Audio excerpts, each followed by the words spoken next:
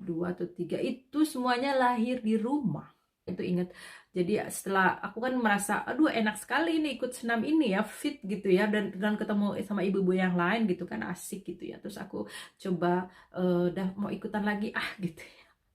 Terus aku mau ikutan lagi tapi daftar di yang waktu itu aku daftar di Elternschule. Aku terus ada kan juga ada praksis bidan gitu ya, yang ngadain kursus itu. Terus aku daftarnya ke bidan, yang ke praksis bidan ini. Tapi terus karena itu tadi, karena waktu daftar kita nyantumin nomor asuransi kita ya. Itu tapi terus ketahuan itu tidak boleh, Cin. Jadi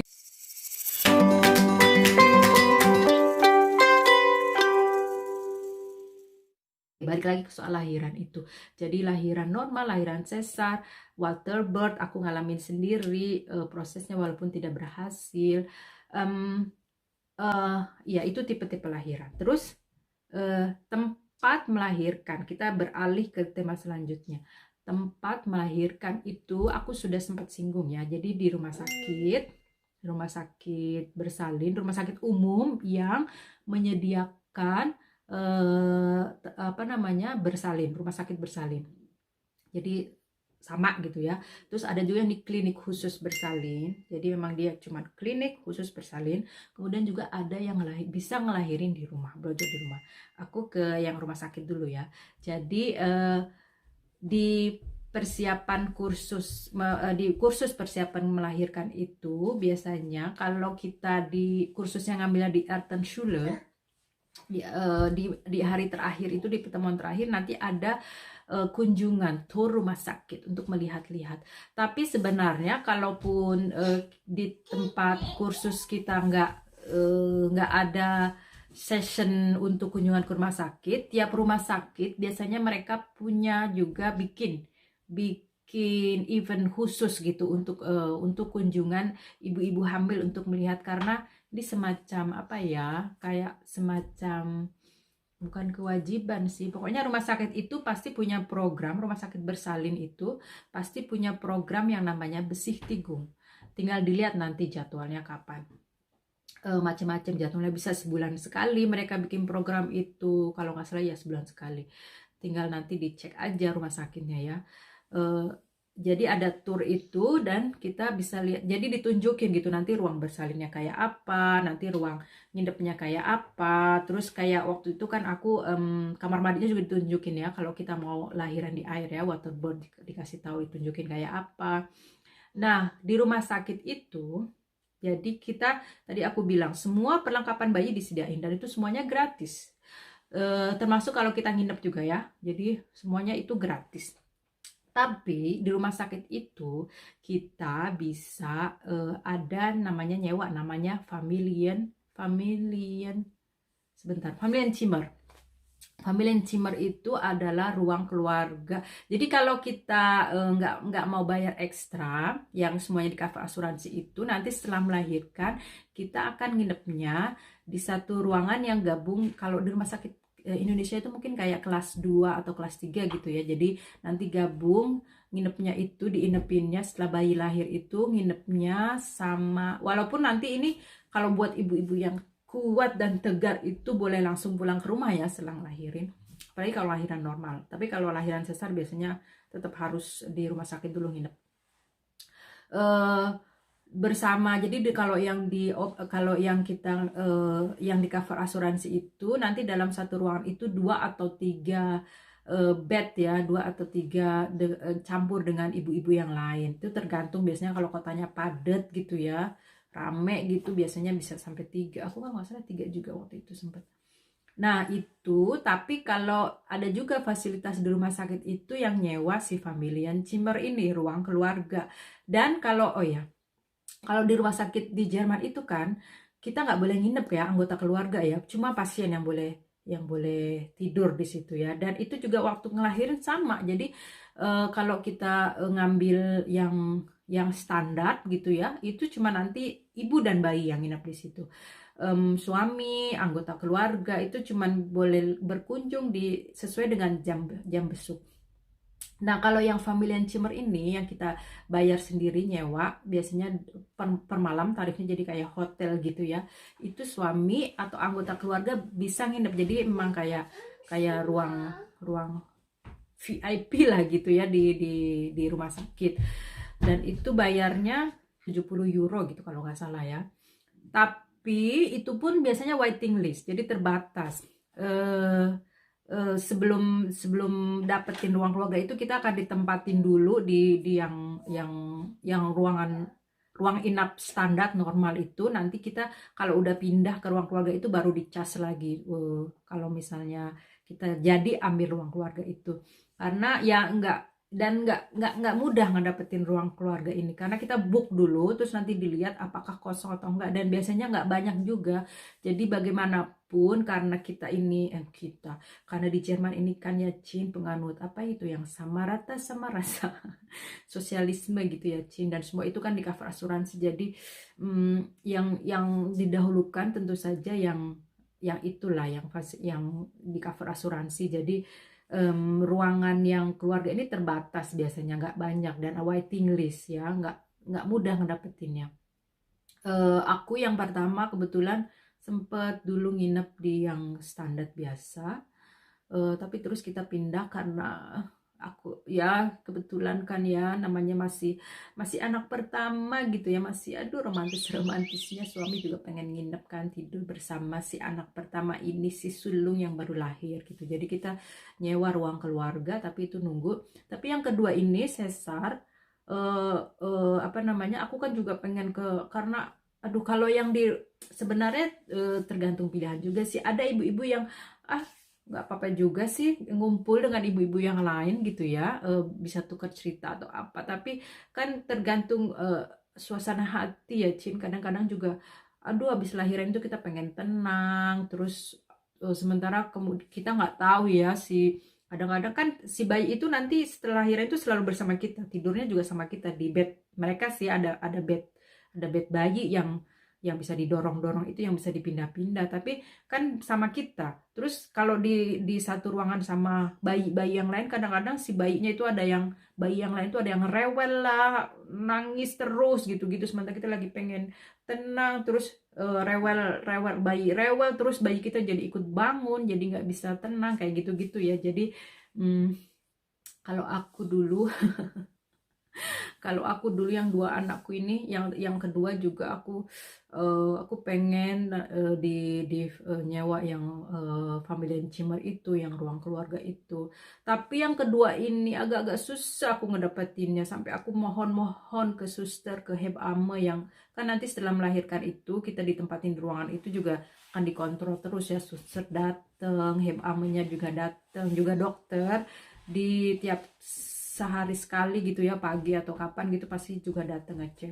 Aku sampai nego mohon-mohon, tapi aku kayaknya yang kedua itu rumah sakitnya sama aku ngelahirin di dua anakku ini di rumah sakit yang sama, mohon-mohon gitu, tapi aku dapet hebammenya waktu itu yang kedua ini menurutku agak-agak entahlah, aku sangat terbawa, sangat baper saat anak kedua ini, karena aduh operasi sesar itu kan aduh sakitnya memang luar biasa setelah melahirkan itu ya, apalagi karena katanya kan sesar kalau yang pertama itu sakit banget, pokoknya sakitnya pakai bingit, sakitnya pakai banget. Jadi dan aku emosinya naik turun ya. Aku mohon-mohon supaya aku mau pindah ke Familienzimmer pada ya, kita di hari pertama rumah sakit juga udah dari awal udah ngebuk ya, tapi katanya waiting list gitu, nunggu nggak dapet sampai mohon nego-nego gitu sama hebamme sama suster, aku mau pindah gitu karena aku sementara hebammenya yang jutek dan galak. Jadi aku harus banyak, jadi sementara akunya masih merasa sakit pengen dimanja. Setelah operasi sesar itu dengan kesakitan seluruh body gitu ya, aku disuruh banyak gerak, banyak jalan sama si hebamme ini. Ya mungkin tujuannya bagusnya, tapi aku saat itu kan sangat lagi masih baper Cin, aku pengen dimanja-manja. Jadi tapi akhirnya dapat juga Familienzimmer yang pas sudah mau hari keberapa, hari kedua kalau nggak salah. Jadi aku kalau nggak salah yang anak kedua ini nginep di rumah sakit 5 hari gitu ya. Dapat Familienzimmer. Ya itu semuanya di cover oleh asuransi. Kalau nggak salah itu ada batasnya sih. Kalau lahiran normal bisa nginep 3 hari gitu ya. Terus yang lahiran normal, yang lahiran sesar 5 hari. Aku nanti coba tanya lagi ke suamiku. Aku lupa itu. Jadi itu rumah sakit Besih Tigung, terus Familienzimmer ya. Terus kita satu tema yang agak-agak menurutku agak menarik juga ya, yang lahiran di rumah itu. Nah, lahiran di rumah ini, jadi aku sih nggak ngalamin ya, tapi ada teman dari suamiku, dia wanita Jerman yang terkenal sangat kuat. Itu dia kalau nggak salah dia punya anak 2 atau 3 ya, cowok semuanya itu. 2 atau 3 itu semuanya lahir di rumah. Ya kalau mungkin mungkin ada benarnya juga. Dia waktu itu berargumen bahwa lahiran di rumah itu lebih intim, terus apa namanya, bisa meminimalisir apa namanya, obat-obat. Kalau di rumah sakit itu kan ya Cin, sebenarnya bakteri-bakteri itu berkumpul di sana semua kan. Menurut dia itu lebih higienis juga kalau di rumah, lebih nyaman gitu-gitu ya. Jadi memang ada pilihan, boleh kalau mau lahiran di rumah. Tapi kalau aku tidak mau.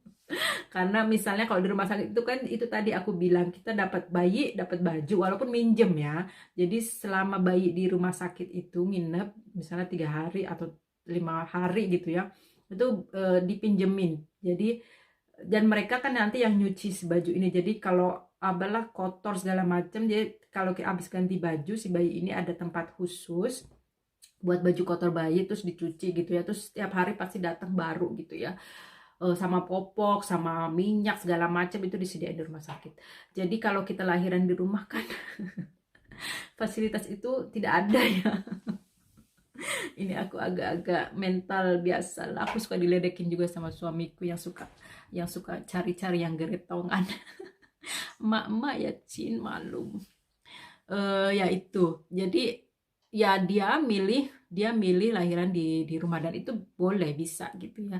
Dan itu tapi sebelumnya ada persiapan dulu juga, kalau mau lahiran di rumah, kontak sama si Hebama ya. Kita juga memang sebelumnya kalaupun lahiran di rumah sakit tetap harus kontak sebelumnya, dapetin kontak dengan Hebama mana, karena yang berkaitan dengan Wochenbett itu ya, si bidan yang datang ke rumah.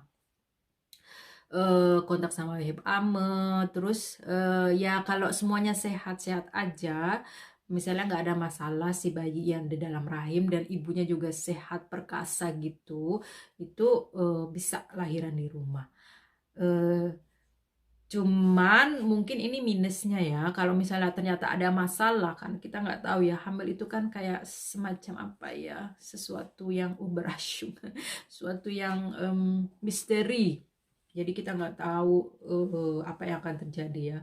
Kalau misalnya terjadi apa-apa gitu ya, terutama sama bayinya, itu juga harus cepet kontak ke rumah sakit atau ruang gawat darurat bayi. Karena kalau di rumah sakit itu kan bisa langsung ya, kalau ada apa-apa langsung ke unit gawat darurat bayi. Kalau di rumah itu juga kita harus persiapan gitu-gitulah. Jadi aku sih waktu itu lebih memilihnya biarkan saja rumah sakit ini yang toh kita juga udah bayar asuransi ya Cin. Nah itu jadi lahiran di rumah itu.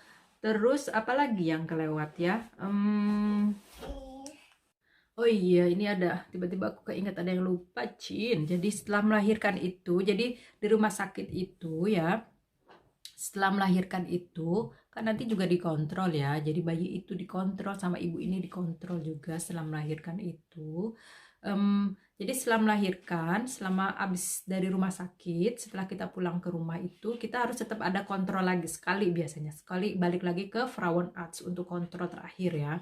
Dan itu nanti buku yang kemarin sempat aku tunjukin itu akan diisi terakhir gitu ya, apa data-data terakhir, misalnya si anak lahiran normal atau sesar atau apa gitu ya, dan data bayi ada di situ. Nah, untuk si bayinya sendiri juga ada kontrol ya. Jadi itu namanya kalau di Jerman itu Untersuchung ya. untersuhung disingkat U biasanya. Kalau yang hari pertama setelah dia lahir di rumah sakit itu biasanya U1. Dan itu nanti bayi itu akan dapat buku kayak gini. Ini buku, kalau si ibu ada buku pasportnya sendiri, si bayi juga punya anak itu nih kayak gini. Dan ini sama semua standar ya. Warnanya kuning begini. Jadi ini dua anakku sama, ukurannya sama. Ya kadang-kadang agak-agak variasi lah gambarnya gitu, tapi sama. Dan ini untersuhung atau kontrol bayi itu sampai dia umur 60 sampai 64 bulan. Itu 60 bulan itu berapa sih, umur berapa sih? 12 tahun ya. Aku matematikanya. Oke, aku barusan ngitung-ngitung pakai kalkulator. Jadi si bayi akan dapat buku ini, buku kontrol ini sampai umur kira-kira 5 tahun. 60 sampai 64 bulan itu. Jadi nanti ada jadwalnya. Nah, kontrolnya itu nanti, jadi kalau habis dari rumah sakit, si ibu balik lagi ke Frauenarzt. Nah, si bayi, si bocah ini nanti kontrolnya ke dokter anak ya. Dokter anak nanti juga imunisasi, kalau ada sakit segala macem, kontrol juga, ini kontrol wajib. Ini wajib ya. Jadi nanti akan ada jadwalnya nih. Umur anak segini kapan dia kontrol. Dan beda-beda sih tergantung pemerintah. Jadi yang aku tinggal sekarang ini kebetulan pemerintah negara bagiannya sangat rajin. Jadi dia menyurati aku sebagai seorang ibu akan dapat surat kapan jadwal kontrol. Biasanya diingetin kita dapat surat gitu ya.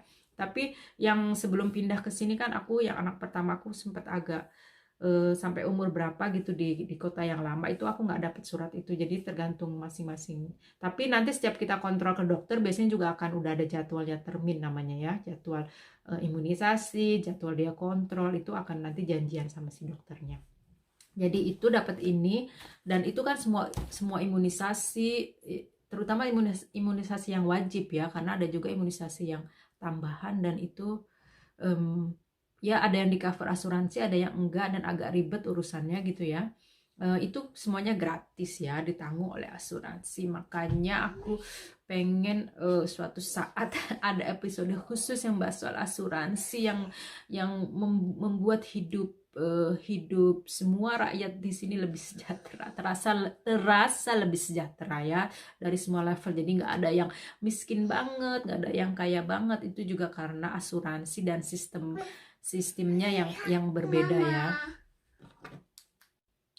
Jadi semuanya itu asuransi yang bekerja, dan kita membayar tentu saja ya lewat asuransi, dan pajak juga. Pajak yang ya lumayan tinggi juga kalau di Jerman. Itu kalau buat suami aku yang kalau udah ngitung-ngitung pajak dan urusan asuransi suka bikin aku tidak boleh, aku jangan mendekat karena itu semuanya keluar asap. Kalau udah soal ngitung-ngitung itu ya, berasap itu kepalanya. Jadi aku kalau sudah dia lagi serius ngitung soal asuransi dan pajak itu, aku lebih baik menghindar saja. Oke, nah, oh iya, setelah melahirkan ya. Jadi ini hamil, kemudian brojol, ini lebih ke proses setelah melahirkan. Jadi setelah melahirkan itu, yang kita kalau mau ikut Bildungsgymnastik itu senam kesegaran jasmani buat ibu-ibu setelah melahirkan. Itu kita daftar, itu juga di cover oleh asuransi ya. Tapi itu biasanya juga ada batasnya. Jadi kalau nggak salah sampai bayi umur setahun gitu kalau nggak salah ya. Dan cuman 1 kali boleh. Tidak boleh berulang-ulang. Karena waktu daftar itu kan dicatat juga nomor asuransi kita ya. Nanti dikonfirmasi juga. Jadi aku yang hamil anak pertama itu sebentar ya. Waktu daftar yang senam kesegaran jasmani. Jadi yang di cover oleh asuransi itu 2 kursus ya, kursus persiapan melahirkan sama kursus senam itu. Di luar itu aku cek dulu ini. Di luar itu tidak di cover asuransi, kita bayar sendiri. Misalnya ada kayak aku sempat sebutin, ada kalau di Elton Schule itu ada program, atau di praksisnya bidan ini ada program-program kayak mijit bayi, terus bagaimana pengetahuan bagaimana bikin makanan yang bagus buat bayi. Ada lagi apalah, pokoknya khusus-khusus lain di yang berhubungan sama ibu dan bayi itu itu nggak di cover oleh asuransi. Jadi cuman khusus persiapan sama kursus setelah melahirkan, dan itu juga ada batasnya ya. Jadi aku yang anak pertama itu kan sempet habis habis melahirkan itu, kalau yang normal biasanya 2 bulan ya, 2 bulan atau aku lupa. Nanti waktu daftar itu dikasih tahu, ditanya juga kan sama bidannya, kamu ngelahirinnya apa, terus kapan bisa mulai senam gitu ya. Beda yang normal sama yang sesar, karena beda juga kan ini pemulihan di dalam perut kita. Jadi nanti akan dikasih tahu kapan boleh mulai dan kapan waktunya, jadwalnya kita bisa pilih juga, diskusiin. Jadi cuma 1 kali daftarnya boleh, karena aku yang pertama itu inget. Jadi setelah aku kan merasa, aduh enak sekali ini ikut senam ini ya, fit gitu ya, dan ketemu sama ibu-ibu yang lain gitu kan, asik gitu ya. Terus aku coba mau ikutan lagi gitu ya. Aku mau ikutan lagi, tapi daftar di yang waktu itu aku daftar di Schule. Aku terus ada kan juga ada praksis bidan gitu ya, yang ngadain kursus itu. Terus aku daftarnya ke bidan, yang ke praksis bidan ini. Tapi terus karena itu tadi, karena waktu daftar kita nyantumin nomor asuransi kita ya. Itu tapi terus ketahuan itu tidak boleh, Cin. Jadi cuman sekali aja, dalam sampai kalau nggak salah juga sampai bayi umur 1 tahun ya. Karena yang anak kedua ini aku aku tidak ikut daftar setelah melahirkan itu, senam itu, karena kita harus pindah kota waktu itu. Aduh, kalau ingat itu ya, rempong sekali. Jadi aku, dan itu walk-in bed aku yang anak kedua ini juga walk-in bednya jadi nggak full gitu ya, karena harus pindah kota. Jadi cuman ketemu bidan itu, bidan datang ke rumah cuman berapa kali gitu, 4 kali, sementara jatahnya harusnya lebih dari 4 kali, 7 kali kalau nggak salah ya. Jadi sebenarnya agak-agak sayang, karena ya itu tadi kan, kita nggak perlu biaya ekstra untuk ibu-ibu yang melahirkan ini, semuanya di cover oleh asuransi ya. Tapi ya begitu, jadi makanya selama kita hamil ini kita yang harus aktif ya, dan cari tahu informasi ini, karena ya itu tadi aku juga informasi ini taunya juga karena dari nanya-nanya gitu-gitu ya. Kita yang harus aktif, kalau enggak itu ya lewat aja semua itu, kita nggak akan dapet itu semua. Nggak soal kursus, soal ya itu yang akhirnya yang anak kedua itu aku nggak ikut senam itu ya, lewat begitu aja. Karena terus waktu aku pindah juga masih rempong bayiku, terus sampai setelah 1 tahun itu nggak ada lagi, udah nggak bisa lagi ikut.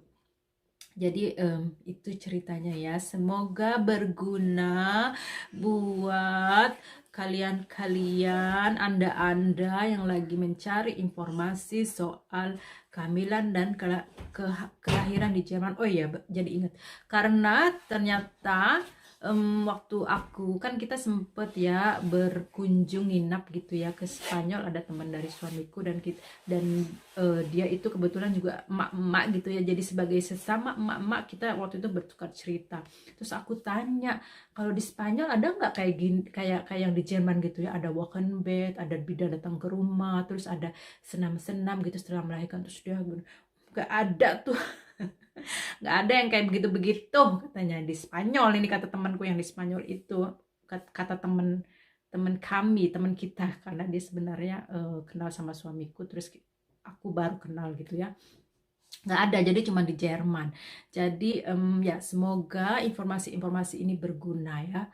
Jadi ya kita nanti akan lanjut lagi cerita, tapi dengan tema yang berbeda ya. Jadi semoga kalau ada yang kelewat, boleh deh kontak-kontak aku, tanya-tanya, silahkan ya.